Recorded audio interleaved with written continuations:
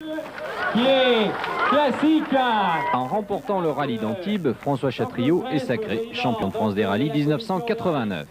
C'est super, c'est vraiment super. Content pour le rallye déjà, puis pour le championnat ensuite? Ouais, l'objectif au départ c'était le rallye, je trouve ça extra de remporter le rallye d'Antibes, c'est un rallye que je rêvais de remporter et en plus ça nous donne le championnat de France.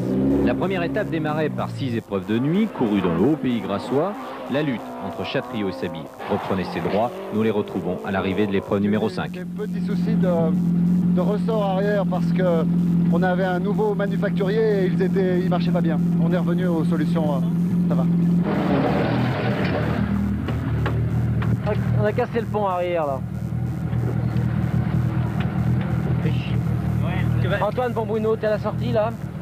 Bruno Sabi, voyez-la s'envoler quelques précieuses minutes. À l'assistance, eh bien, ses mécanos se jettent sous la voiture. Ici aussi, c'est une course contre la montre. La réparation sera effectuée en un temps record. Bruno reste soucieux.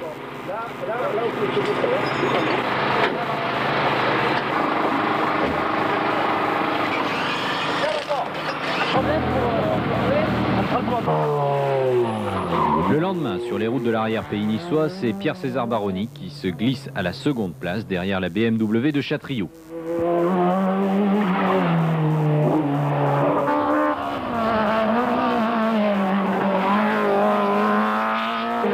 Sabi, troisième résigné, tente malgré tout de garder le contact en cherchant les meilleurs réglages.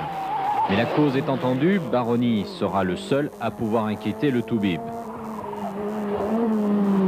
Chose qu'il assure parfaitement, obligeant Chatriot à sortir l'attaque des grands jours. Duel à coups de seconde, les acteurs sont en piste. 53.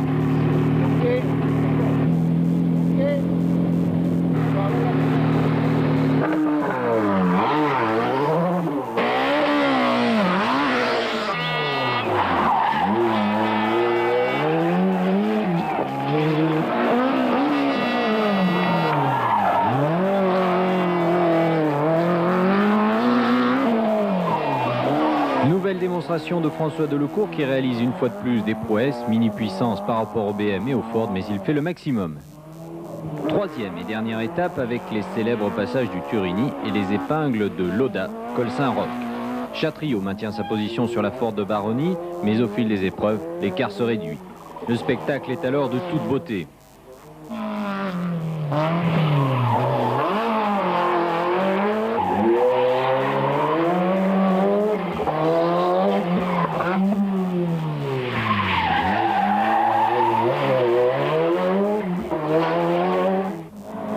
Problème d'amortisseur pour François Delecourt qui laissera pour un court instant l'avantage à la BMW de De Meyer. Mais il fallait s'y attendre, cela ne dure pas et Delecourt, dans un style bien à lui, reprend son dû.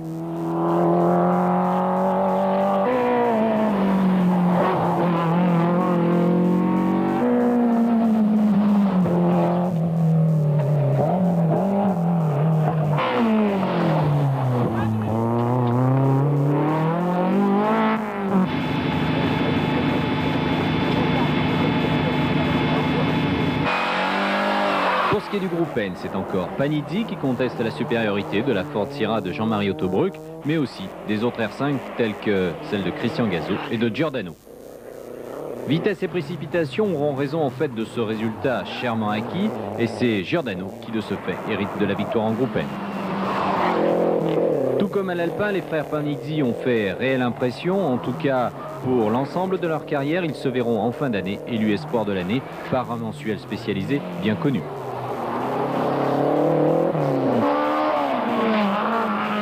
Un peu plus haut, sur le sommet du Turini, les hommes de tête en décousent. Baroni ayant perdu, semble-t-il, un peu de terrain sur Chatriot. À quelques kilomètres du sacre pour son premier titre de champion de France, François Chatriot fait une dernière fois le point. Ça se passe pas mal.